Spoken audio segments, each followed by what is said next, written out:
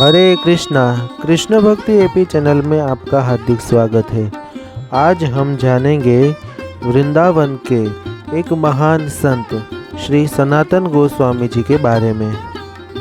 सनातन गोस्वामी जी की समाधि स्थली वृंदावन परिक्रमा मार्ग में श्री राधा मदन मोहन जी के निकट में ही स्थित है। सनातन गोस्वामी चैतन्य महाप्रभु के प्रमुख शिष्य थे। उन्होंने गौड़ीय वैष्णव भक्ति संप्रदाय के अनेकों ग्रंथों की रचना की थी। अपने भाई रूप गोस्वामी सहित वृंदावन के 6 प्रभावशाली गोस्वामियों में वे सबसे ज्येष्ठ हैं। श्री सनातन गोस्वामी कर्णाट श्रेय पंच द्रविड़ भारद्वाज गोत्रीय यजुर्वेदी ब्राह्मण थे। सनातन गोस्वामी का जन्म 1523 ईस्वी सन के आसपास हुआ था। संस्कृत के तथा फारसी अरबी की भी अच्छी शिक्षा पाई थी उन्होंने। वे 3 भाई थे। प्रथम सनातन गोस्वामी जी, दूसरे श्री रूप गोस्वामी और तीसरे अनुपम। उस समय वहाँ पे मुगलों का शासन था। वहाँ के शासक हुसैन शाह के समय में यह प्रधानमंत्री हो गए तथा इन्हें दरबार खास उपाधि मिली। राज कार्य करते हुए भी तीनों भाई परम भक्त, विरक्त तथा सत्संग प्रेमी थे।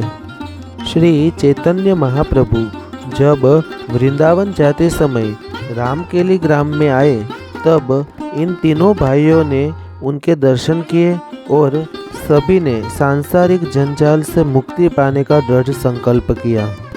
2 महीने तक सनातन को अपने घनिष्ठ सानिध्य में रखने के बाद और वैष्णव सिद्धांत में निष्णांत करने के पश्चात चैतन्य महाप्रभु ने उनसे कहा, सनातन, कुछ दिन पूर्व मैंने तुम्हारे भाई रूप को प्रयाग में कृष्ण रस का उपदेश कर और उसके प्रचार के लिए शक्ति संचार कर वृंदावन भेजा है। तुम भी वृंदावन जाओ। तुम्हें मैं सौंप रहा हूँ 4 दायित्वपूर्ण कार्यों का भार।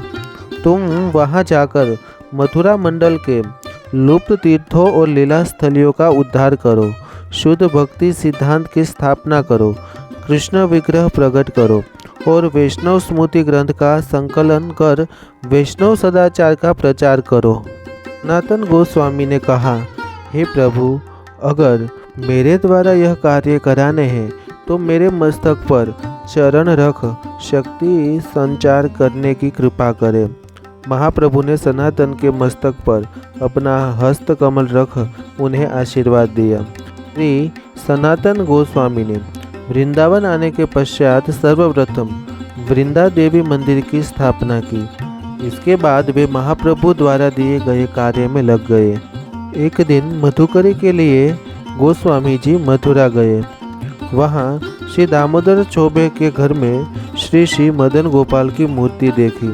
चौबे की पत्नी जितना ध्यान अपने पुत्र सदन का रखती थी उतना ही मदन गोपाल जी का भी रखती थी। दोनों की बराबरी सेवा करती थी। कहते हैं मदन गोपाल सदन के साथ उछल कूद करते थे। श्री सनातन ने चौबे की पत्नी से कहा कि तुम मदन गोपाल की सेवा बहुत मन से करती हो। वे ठीक है, परंतु वे भगवान हैं। भगवान की सेवा विशेष विधि विधान से होनी चाहिए। यह सुनकर ब्रजमाई ने कहा कि ठीक है, मैं ध्यान रखूंगी। उस चौबे की पत्नी को श्री मदन गोपाल ने स्वप्न में आकर कहा कि तुम मुझे सनातन गोस्वामी को प्रदान कर दो। सनातन गोस्वामी जी के स्वप्न में आकर मदन मोहन ने कहा कि तुम मुझे चौबे के घर से लाकर मेरी यहाँ पर अपनी कुटिया में प्रतिष्ठा करो। भगवान के दिए गए स्वप्न के अनुसार चौबे की पत्नी ने श्री मदन गोपाल के विग्रह श्री सनातन गोस्वामी को प्रदान किए। श्री मदन मोहन जी श्री सनातन गोस्वामी के साथ बातें करते थे, उनके साथ खेलते थे और सनातन गोस्वामी जो भी मधुकरी करके भिक्षा में लाते थे वो ग्रहण करते थे। एक दिन मदन गोपाल ने कहा हे सनातन, तुम मुझे सूखी रोटी अर्पण करते हो, थोड़ा सा नमक तो डालो। तो सनातन गोस्वामी बोले, हे प्रभु, मैं तो एक वैरागी हूँ। मेरे पास जो भी मधुकरी में आता है वही मैं आपको अर्पण करता हूँ। आज आपने नमक मांगा है, कल आप 56 भोग मांगोगे तो मैं कहाँ से लाऊंगा। उस समय यमुना जी में बड़े बड़े जहाज़ चलते थे। तो एक सेठ का जहाज़ यमुना जी के किनारे फंस गया। तो किसी ने बोला कि आप सनातन गोस्वामी जी के पास जाइए, वो आपकी मदद करेंगे। तो वो सेठ सनातन गोस्वामी जी के पास आए।